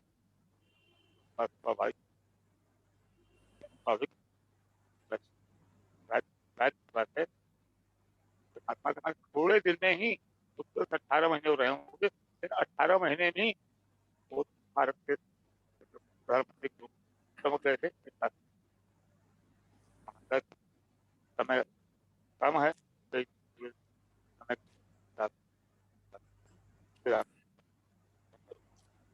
बहुत बहुत धन्यवाद गुरुदेव, आपने दोनों महापुरुषों के बारे में बहुत अच्छे अपने अनुभव साझा किए, और मैं जानता हूं कि आपने निश्चित रूप से प्रेरणा लेकर के, आपकी पीढ़ी ने, हमारी जो पीढ़ी थी वो निश्चित रूप से इन 2 महापुरुषों से इतनी प्रभावित है कि निश्चित रूप से अपने जीवन में उनके आचरणों को उतारने के लिए, आगे पीढ़ी को आदान करने के लिए हम लोग सन्नद्ध हैं। बहुत बहुत प्रणाम, बहुत बहुत धन्यवाद, आपने इस कार्यक्रम में अपना उद्बोधन दिया।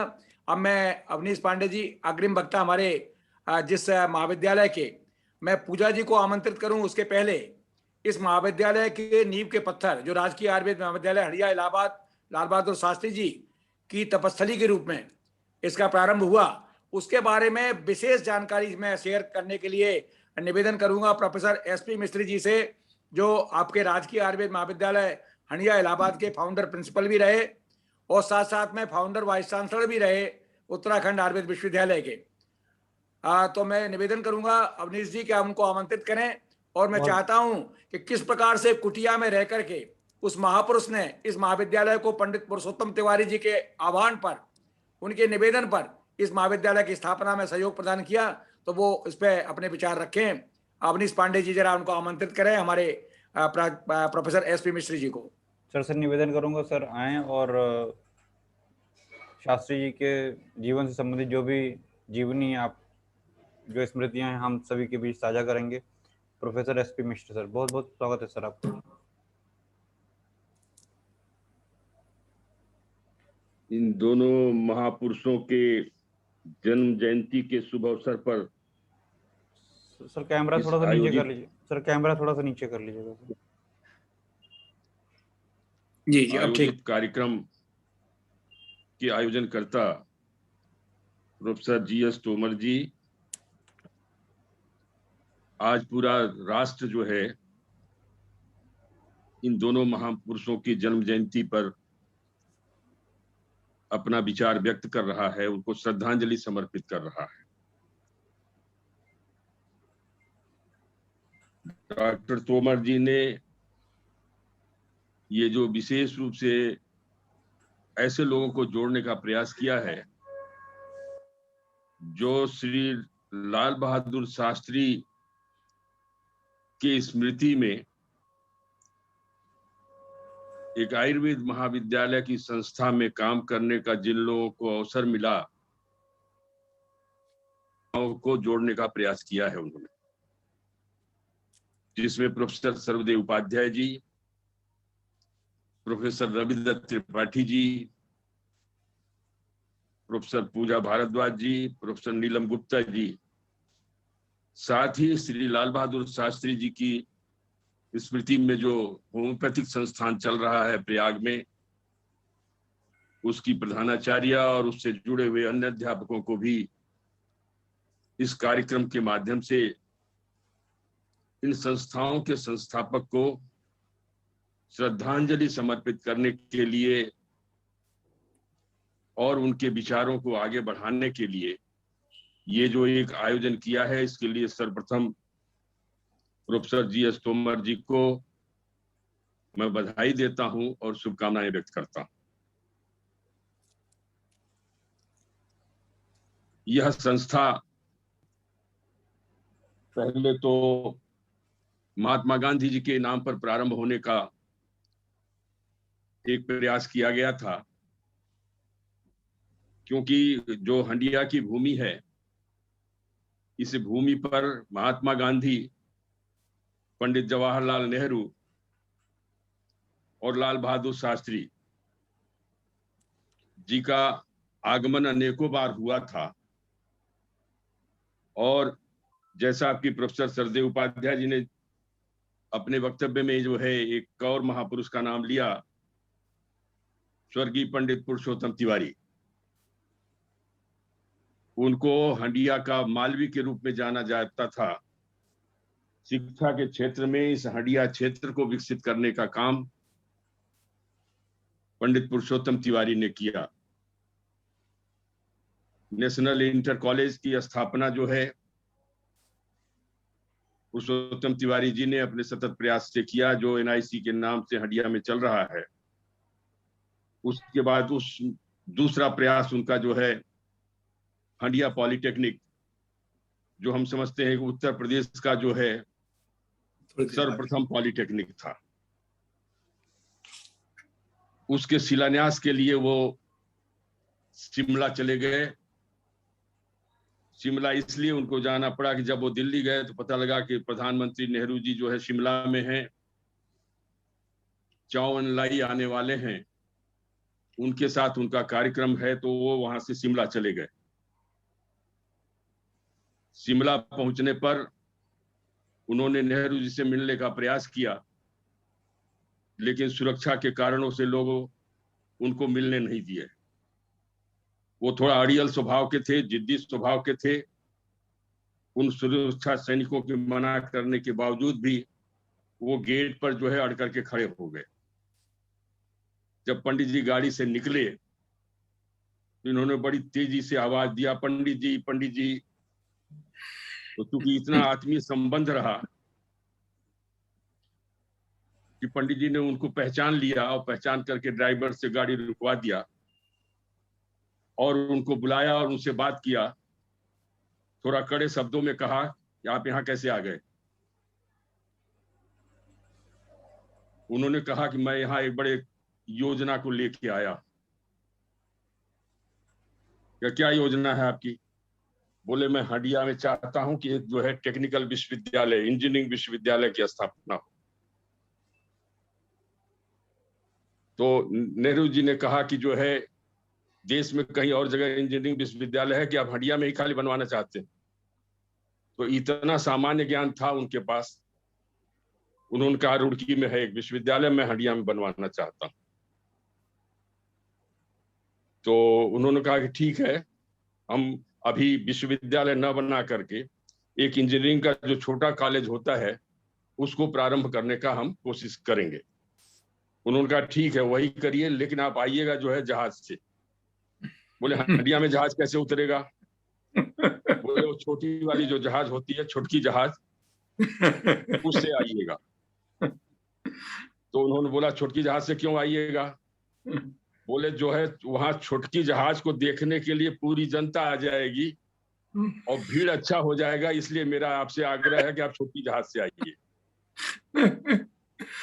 पंडित जवाहरलाल नेहरू उस क्षेत्र में पहली बार जो है हेलीकॉप्टर से उतरे और 1954 में उन्होंने हंडिया पॉलिटेक्निक का शिलान्यास किया और तब से अनवरत उस क्षेत्र में पॉलिटेक्निक NIC चल रहा है। उसी प्रकार विश्व की एक महान विभूति जिनकी जन्म जयंती आज है, उनके नाम पर एक आयुर्वेद विश्वविद्यालय बनाने की कल्पना उनके दिमाग में थी। उस आयुर्वेद विश्वविद्यालय को बनाने के लिए उन्होंने लाल बहादुर शास्त्री जी से परामर्श किया और परामर्श करने के बाद उसका शिलान्यास करने के लिए उनसे आग्रह किया। और लाल बहादुर शास्त्री जी ने गांधी आयुर्वेद विश्वविद्यालय की आधारशिला, वो पत्थर अभी भी जो है उस महाविद्यालय में परिसर में है, और उसकी स्थापना किया। लेकिन बाद में जो है कुछ इस तरीके से दिक्कतें आई जिसकी वजह से विश्वविद्यालय तो नहीं बन पाया।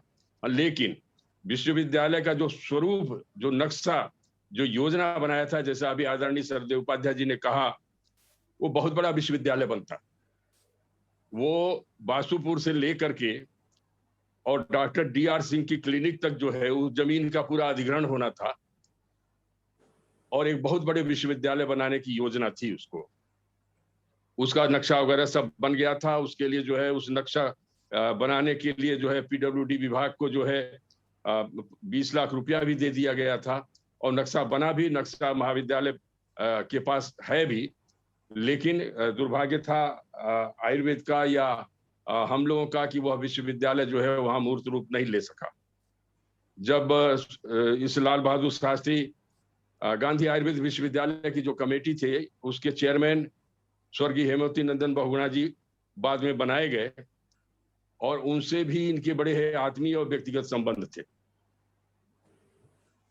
जब वो मुख्यमंत्री हुए उत्तर प्रदेश के, तो उनसे उन्होंने आग्रह किया कि वहां पर गांधी आयुर्वेद विश्वविद्यालय का कार्य प्रारंभ होना चाहिए। तो बहुगुणा जी ने भी उनको समझाया कि हम एक आयुर्वेद महाविद्यालय पहले प्रारंभ करते हैं और उसके बाद धीरे धीरे उसको विश्वविद्यालय के रूप में बदला जाएगा।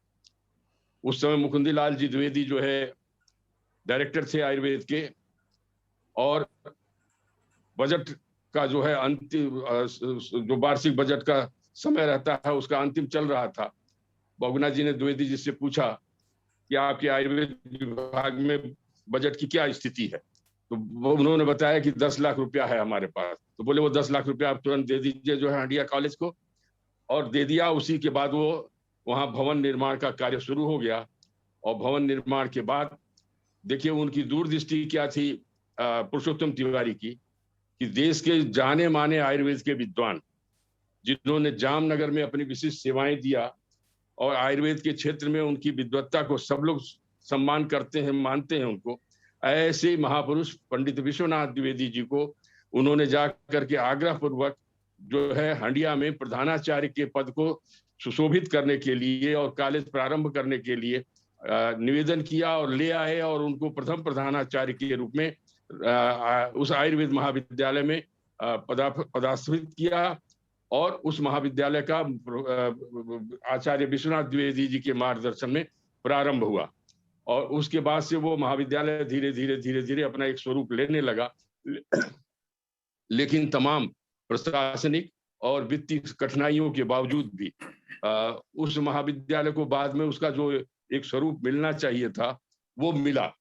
जैसा अभी तोमर जी कह रहे थे कि जो एक झोपड़ी थी, उसी झोपड़ी में वो निवास करते थे, और उस झोपड़ी में उन्होंने जो है लाल बहादुर शास्त्री जी को भी बुलाया अनेकों बार, महात्मा गांधी को भी बुलाया, नेहरू जी को भी बुलाया, और सारे लोग उनकी सादगी से इतने प्रभावित थे कि उनका जो भी वो होता था, प्रस्ताव होता था, उसको काटने की हिम्मत वो लोग नहीं जुटा पाते थे, क्योंकि इनका एक समय जेल भी रहे हैं गांधी जी के साथ, नेहरू जी के साथ और शास्त्री जी के साथ। जो है इन्होंने स्वतंत्रता संग्राम की आंदोलन में भी भाग लिया था। तो कुल मिलाजुला के यही कहना है कि तोमर जी ने जो ये प्रयास किया है, इस प्रयास के पीछे महापुरुष तो दोनों है ही हैं, लेकिन विशेष रूप से जो इस लाल बहादुर शास्त्री जी की स्मृति में स्थापित संस्था जो में जितने लोग जुड़े रहे, उस में काम किया है, ऐसे सभी लोगों को जो है उन्होंने आमंत्रित करने का प्रयास किया है और उनकी स्मृतियों को जो है लोगों को बीच में ले जाने का प्रयास किया है। इन जो भी महापुरुषों की जन्म जयंती या जो भी हम इनके कार्यक्रम आयोजित करते हैं, उसके पीछे लक्ष्य यही रहता है कि ये कहीं ना कहीं से इनके अंदर एक जो है कोई उच्च कोटि का जो है इनका आदर्श रहा है, उस आदर्श को निश्चित रूप से समाज में लोगों के बीच में ले जाने का प्रयास करना चाहिए, जिससे समाज के लोग प्रभावित हो सकें और ऐसे व्यक्तित्व के माध्यम से समाज में एक जो है सुधारात्मक एक आचरण की दृष्टि से, एक नैतिकता की दृष्टि से, एक राष्ट्र के समुचित विकास की दृष्टि से एक समर्पित भाव विकसित हो सके, जैसे महात्मा गांधी का भाव था, लाल बहादुर शास्त्री जी का भाव था, नेहरू जी का भाव था। ऐसे लोगों को जो है ऐसे भाव विकसित हो सके और लाल बहादुर शास्त्री जी, गांधी जी के ऊपर, उनके व्यक्तित्व कृतित्व के ऊपर, उनके जीवन के ऊपर सभी लोगों ने बहुत विस्तार से जो है अपनी बातों को रखा है। हम समझते हैं कि उसको पुनः दोहराने की आवश्यकता नहीं है। निश्चित रूप से लाल बहादुर शास्त्री जी ने जो अपने व्यक्तित्व से, जो अपने कृतित्व से जो सम्मान अर्जित किया, वह निश्चित रूप से भारत की जनता ने उनको सर आंखों पर बैठाया। मैं तो पुरुषोत्तम तिवारी जी के साथ जो है लाल बहादुर शास्त्री जी के आवास पर भी गया था और वहां जो उनकी सादगी थी, जो उनके परिवार की सादगी थी, वो सब देख करके लगा कि निश्चित रूप से यह देश के लिए समर्पित व्यक्तित्व है, यह अपने परिवार के लिए समर्पित व्यक्तित्व नहीं है। आज सामान्य रूप से जितने लोग भी राजनीति के क्षेत्र में या कहीं भी मिलेंगे तो उनका परिवार के प्रति ज्यादा समर्पण रहता है, समाज के प्रति, देश के प्रति समर्पण बहुत कम दिखाई देता है। लेकिन ऐसे महापुरुष जिन्होंने पूरा अपना जीवन समाज के निमित्त ही जिया और समाज के निमित्त ही सब काम करते रहे, जैसा अभी उपाध्याय जी गाड़ी के बारे में बता रहे थे, उन्होंने पंजाब नेशनल बैंक से लोन लेकर के कार खरीदा था। उस जमाने में फिएट कार हुआ करती थी और उसकी लोन जो है नहीं चुकता कर पाए थे तो गाड़ी को सरेंडर कर दिया था उन्होंने बाद में। और ऐसे ऐसे व्यक्तित्व रहे हैं इस देश में। इस देश को चलाने के लिए निश्चित रूप से यह देश उन्हीं महान विभूतियों के कारण आज पूरे विश्व में एक सम्मान अर्जित कर रहा है। और लाल बहादुर शास्त्री जी की स्मृति में प्रयाग में भी होम्योपैथिक कॉलेज चल रहा है, हंडिया में आयुर्वेदिक कॉलेज चल रहा है। आयुर्वेदिक कॉलेज भी दिन प्रतिदिन एक अपनी गुणवत्ता को, अपने महत्व को स्थापित करने का प्रयास है।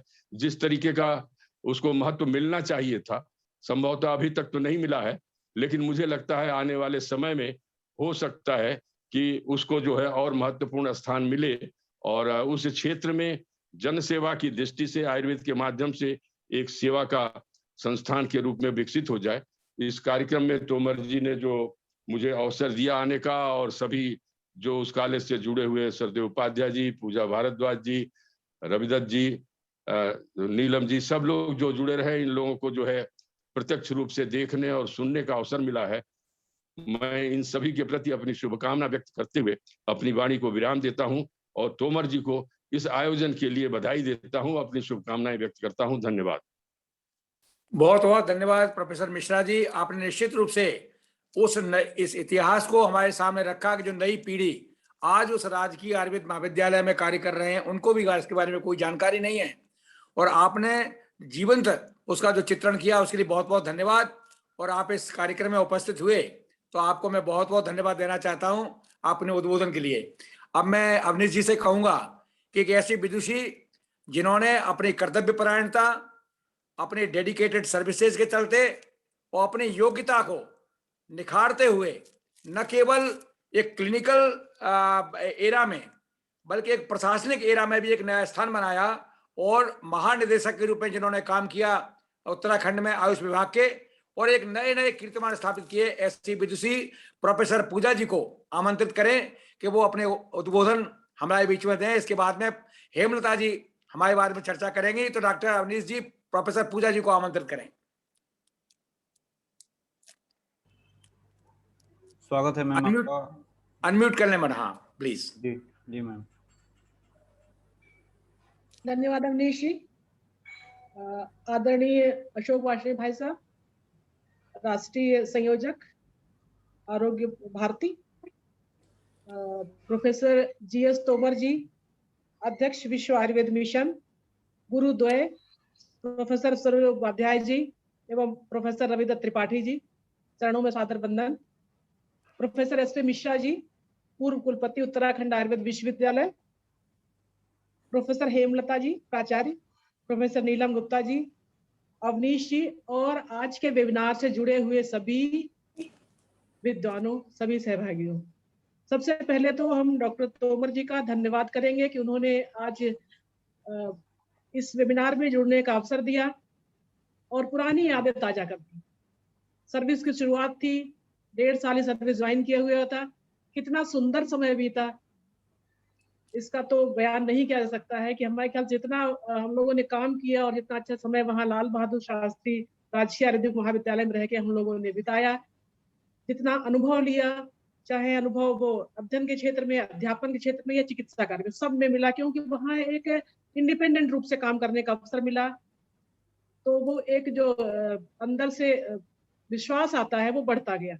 और ये निश्चित रूप से मानिए कि जितने भी वहाँ लोग रहे हैं, जिन्होंने निष्ठा से, निस्वार्थ भाव से उस तपस्थली में अपनी सेवाएं दी हैं, वो सर्वतोभावेन सुखी, संपन्न और समृद्ध है। किसी को उठा के देख लीजिए, राइट, उसने अपनी निष्ठा से और सेवाएं दी हैं। तो ऐसी तपस्थली में मैंने अपने काम किया है, इसके लिए मैं अपने आप को बहुत सौभाग्यशाली समझती हूँ और आप सबका धन्यवाद करती हूँ कि आपने पुनः यादें वो ताजा की हैं। जैसे कि सबको पता है कि वो जब आयुर्वेदिक उसमें हॉस्पिटल में एक कमरे में हम लोगों ने लेबर रूम शुरू किया था, वहीं हम लोगों ने ऑपरेशन थिएटर शुरू किया था। प्रोफेसर उपाध्याय जी प्रिंसिपल थे, सब तरह से वो दूसरे, हम लोग ना कहते थे दूसरे शास्त्री जी हैं, वो नाम तो शास्त्री जी का नाम है, लेकिन प्रिंसिपल जो है उनको, एक तो उनका शक्ल सूरत भी उनसे मिलती जुलती, उनकी ईमानदारी कर्तव्य निष्ठा भी वैसे ही, तो पूरे हर तरह से जो है वो सहयोग करते थे। मेरा बड़ा बेटा छोटा था, वो साथ में कभी अक्सर जाता ही था, तो पता ही नहीं लगता था हम अपने क्लास कर रहे हैं, हॉस्पिटल कर रहे हैं, वो बच्चा कैसे सबके बीच में खेल के पल लेता था। बहुत मधुर यादें जुड़ी हूँ उस संस्थान से। मैं उस संस्था की हमेशा उन्नति की प्रार्थना करती रहूंगी ईश्वर से, जिसने हमको इतनी ऊंचाइयों तक पहुंचाया है। और आज दो जो दीप सितारे हैं अपने भारत के, लाल बहादुर शास्त्री जी और महात्मा गांधी जी की, उनकी आज जयंती है। हम आप सबको बधाई देते हैं और उन सबके साथ चरणों में सादर नमन करते हैं, उनको अपनी श्रद्धांजलि अर्पित करते हैं।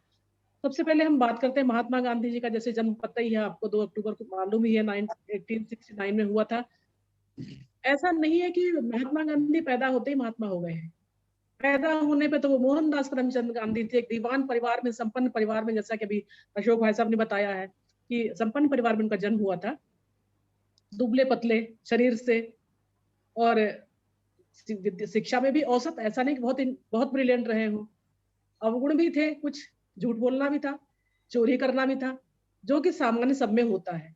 लेकिन जब उन्होंने सत्य का प्रयोग किया तो उनकी जो है महामानव का, उनको जो है वो आभा मंडल प्राप्त हुआ। सत्य का प्रयोग करने से और अहिंसा का प्रयोग करने से एक महामानव का जो आभा मंडल हुआ वो उनको प्राप्त हुआ।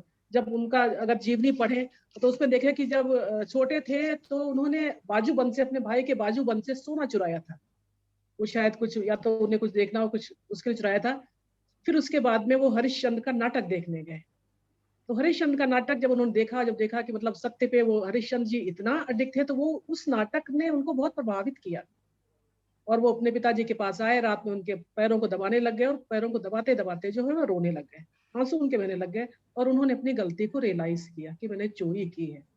पिता ने भी कुछ नहीं कहा, डांटा नहीं, पिता के भी आंखों से आंसू बहने लगे। कितना पिता पुत्र का एक सघन संबंध, पुत्र जो है अपनी गलती स्वीकार कर रहा है और पिता जो है उसको जो है वो वहीं से उसको जो है वो क्षमा दे रहा है कि अगर गलती स्वीकार की तो सुधार की तरफ है, मारा पीटा नहीं है। हम लोग होते 2-4 डंडे वंडे पटका देते, ऐसा कुछ नहीं हुआ ऐसा कुछ भी नहीं हुआ। ऐसे ही उन्होंने जो है मांस का भी सेवन किया था, जब पढ़ने गए थे बाहर तो मांस का सेवन भी किया था, लेकिन वो भी उन्होंने गलती स्वीकार की। तो बचपन में जो गुण थे, अब कुछ अवगुण भी थे जैसे बच्चों में होते हैं, वो उनमें भी थे।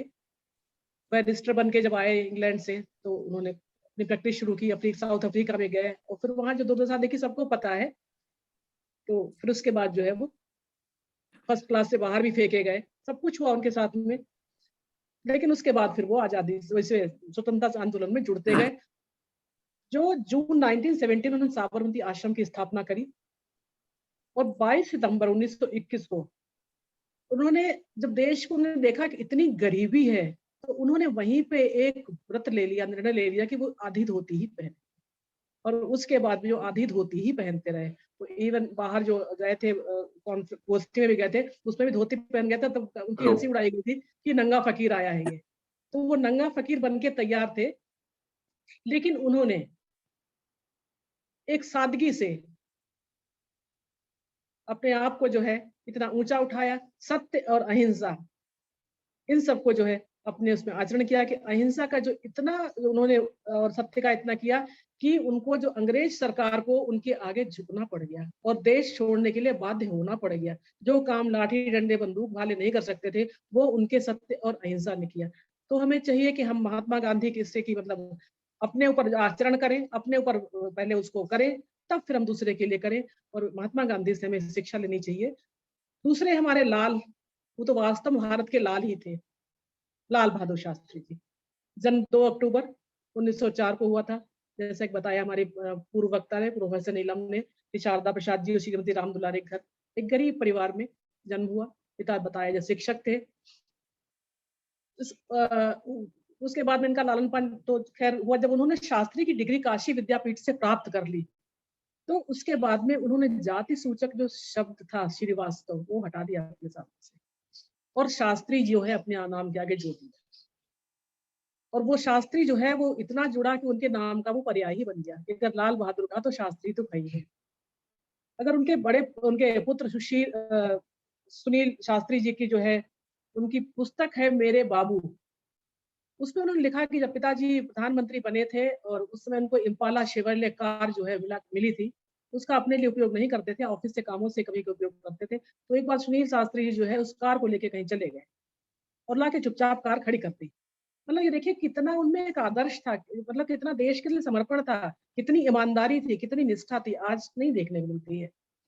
तो बाद में उनको पता लग गया कि वो कार लेके गए थे, उन्होंने ड्राइवर को बुलाया और पूछा कार कितनी चली है, तो पता लगा 14 किलोमीटर चली कार। तो उन्होंने ड्राइवर से कहा कि उसमें जो लॉग भरी जाती है उसमें लिख दो व्यक्तिगत प्रयोग करी गई। खाली यहीं पे नहीं रुके, वो अपनी पत्नी से कहा कि इसके पैसे सचिव से बोल दो 7 पैसे पर किलोमीटर के हिसाब से कोषागार में जमा करा दिया जाए पैसे। उस समय रेट ये रहा करते थे, हम लोग भी अपनी व्यक्तिगत कार जब मतलब गाड़ी मिली हुई थी व्यक्तिगत करते तो उसको जो है जो भी होता था उसमें की रेट वो कोषागार जमा, तो उन्होंने 7 पैसे पर किलोमीटर प्रधानमंत्री होते हुए एक कोषागार में पैसे जमा कराए। तो ये उनकी सादगी थी, ये उनकी ईमानदारी थी, ये उनकी कर्तव्य निष्ठा थी। जय जवान जय किसान उनका दिया हुआ ही नारा था। सादगी तो बेइंतहा थी। एक बार का उनका प्रसंग ही सुना रहे हैं कि उनकी अलमारी साफ की गई तो कुछ कुर्ते उनके पुराने थे, कुछ फट भी गए थे, तो उनको निकाल के अलग कर दिया। भाई प्रधानमंत्री है, बढ़िया साफ सुथरा एकदम लगता कुर्ते होने चाहिए, क्या फटे पुराने कुर्ते रखे, तो उनके कुर्ते निकाल के अलग रख दिए गए। जब वो आए तो उन्होंने पूछा कि क्यों कर दिया गया, तो उनका फट गए, इनको हटा रहे हैं। बोले नहीं नहीं, इनको रख दो जहाँ के तहाँ, अभी सर्दियों का मौसम आने वाला है, ये उपयोग हो जाएंगे, ये स्वेटर कोट के नीचे पहन लिए जाएंगे। क्या हम लोग ये कर सकते हैं? नहीं कर सकते हैं। तो इस तरह की सादगी, फटे कुर्तों का अपना रुमाल बनवाने के ललिता जी को दिया करते थे कि इनके रुमाल बना दो, इसके रुमाल बहुत अच्छे होंगे। तो जिसने इतनी सादगी से जिया है, जिसने कि देश की जनता को भूखा देके एक टाइम का व्रत लिया है, उस महानुभाव जिसने आधी धोती पहनी है, ऐसे मनीषियों के चरणों में हम लोग नमन करते हैं और उनको श्रद्धा से जो अपना सिर झुकाते हैं और ईश्वर से प्रार्थना करते हैं कि कोई ना कोई गुण उनका हम में, हमारी भावी आने वाली पीढ़ी में और हमारी संतानों में जो है एक एक गुण भी अगर मिल जाए तो ये देश जो है ये बहुत आगे बढ़ जाएगा। और सबसे खास बात है कि जैसे कि वो नेता हुए हैं, राष्ट्रीय पटल पर छाए हैं, जिनकी वजह से हमारा देश जो है विश्व पटल पर छाया हुआ है, उस तरह के राजनेता की भी आज के परिवेश में आवश्यकता है और बहुत ज्यादा है। तो अब ये चाहेंगे कि आज के दिन हम लोग संकल्प करें, व्रत करें कि उनका कोई ना कोई गुण हम लोग अपने में अवश्य धारण करें। इन्हीं शब्दों के साथ मैं अपनी वाणी को विराम दे रही हूँ और आज के आयोजन के लिए आयोजकों का मैं तहे दिल से बहुत धन्यवाद करती हूँ, शुक्रिया करती हूँ कि आपने सबको, हमारे गुरुजनों को दर्शन का अवसर प्रदान किया और सबसे वार्तालाप का अवसर प्रदान किया। बहुत बहुत धन्यवाद, शुभकामनाएं, धन्यवाद। बहुत धन्यवाद प्रोफेसर पूजा जी, आपने निश्चित रूप से अपने उस काल को भी याद किया जो कि हम लोगों के जीवन से जुड़ा हुआ है और आपने दोनों महापुरुषों के बारे में अपना उद्बोधन दिया। बहुत बहुत धन्यवाद, आपने समय निकाला इसके लिए। अवनीश जी, अब प्रोफेसर हेमलता जी को आप आमंत्रित करें। आप देख रहे हैं अवनीश जी, हेमलता जी हैं जो राजकीय लाल बहादुर शास्त्री आयुर्वेद होम्योपैथिक कॉलेज की प्राचार्य हैं। सर दिख नहीं रही है मैम। होम्योपैथिक कॉलेज से स्तुति नहीं, स्तुति सिन्हा कोई है होम्योपैथिक कॉलेज का? देखें, नहीं नहीं, इस नाम से कोई नहीं है। अच्छा, तो आज समय भी हमारा हो चुका है सर हमारे साथ आरोग्य भारती से डॉक्टर राजेश सर जुड़े हुए हैं जीरकपुर। तो राजेश जी को आमंत्रित करें। राजेश जी को आमंत्रित। बहुत बहुत स्वागत है सर। अपने आप को अनम्यूट कर लीजिएगा सर, अनम्यूट कर लीजिएगा सर, अनम्यूट कर लीजिएगा, अनम्यूट कर लें राजेश जी अपने आप को। नमस्कार सभी को। मैं अक्सर आप लोगों के प्रोग्राम और जो आरोग्य भारती के फेसबुक पे लाइव रिकॉर्डेड होते हैं सुनता रहता हूँ। बड़ी प्रेरणा मिलती है, खासतौर पे तोमर साहब से। बहुत से फार्मूले में अपनाता हूँ, कोई ब्रह्मी और उसका और आंवला और अश्वगंधा, खैर वो एक टॉपिक अलग है। एक बात मैं इनपुट देना चाहूंगा, मैं कभी कभी ये खेल देख लेता हूँ जो ज्ञान का खेल चलता है, कौन बनेगा करोड़पति। कल का एपिसोड किसी ने देखा हो तो महात्मा गांधी जी के बारे में एक छोटा सा 1 एक्ट प्ले 10 मिनट का, 7-8 मिनट का, जो प्रतीक जी बड़े ख्याति प्राप्त अभी हुए स्कैम मूवी के अंदर, उसमें उन्होंने एक बात ये बताई, जैसे अभी डॉक्टर साहब कह रही थी कि महात्मा तो हम सब ने जाना कि वो महात्मा है, शुरू से बचपन से जब से पैदा हुए हैं महात्मा गांधी लेकिन वो महात्मा बनने तक का सफर, एक आम आदमी से महात्मा बनने तक का सफर, उसकी डिवोशन, वो आज मुझे बड़ा फख्र हो रहा है कि उपाध्याय जी हैं और ये तिवारी जी और सबका ये उद्बोधन सुना जो उस काल के बहुत नजदीक रहे हैं और बहुत अच्छा लगा। एक थोड़ी सी बात मन में और सालती है, वो परोक्ष रूप से मैं कहूँगा कि जिस तरह के विचारधारा से हम जुड़े हुए हैं, यहाँ पे कई बार विचारों में अपभ्रंश हो जाता है गांधी जी के प्रति। तो इतने वर्ष बीतने के बाद हमें लगता है कि अपनी सोच को थोड़ा सा मॉडिफाई करना होगा ताकि और भी ज्यादा हम जुड़ाव की ओर चल सके। इसके साथ ही शास्त्री जी के बारे में सभी आपने व्यक्त किया ही है, वो भी हमारे देश के जो लाल कहे जाते हैं, तो बहुत बहुत नमन आप सभी को, धन्यवाद। बहुत बहुत धन्यवाद राजेश जी, आपने निश्चित रूप से आप आरोग्य भारती में सक्रियता से कार्य कर रहे हैं। मैं चाहता हूं कि इसी प्रकार से आप हम लोगों के साथ जुड़े रहें। बहुत बहुत धन्यवाद, आप संपूर्ण पूरे कार्यक्रम में हमारे साथ उपस्थित रहे। अवनीश जी जरा देखिए होम्योपैथिक से कोई है क्या? सर नहीं है। आप कुल मिलाकर के आज के इस कार्यक्रम में सबसे ज्यादा मैं नमन करता हूं अपने गुरुजी प्रोफेसर उपाध्याय जी के चरणों में, प्रोफेसर रविंद्र त्रिपाठी जी के चरणों में, अपने मित्र हमारे फाउंडर जो प्रिंसिपल हमारे समय प्रोफेसर एसपी मिश्रा जी को प्रणाम करता हूं। डॉक्टर पूजा जी हमारी सहपाठी रहीं और हमारे साथ बड़े खट्टे मीठे अनुभव हम लोगों के जीवन के हैं। पूजा जी का पुत्र जो है मनु, जो आज बहुत बड़ा इंजीनियर है, वो जब पढ़ने जाता था तो जब हम क्लास के जब पूरा हो जाता था तो मैं क्लास छोड़ता नहीं था, तो पूजा जी उसको हमारे क्लास में घुसा देती थी और वो कहता था आकर के हमारे तरफ आकर के, तुम मरवा अब बंद करो, अब मैं पढ़ाऊंगा। तो मुझको वो सब स्मृतियां याद आ रही हैं।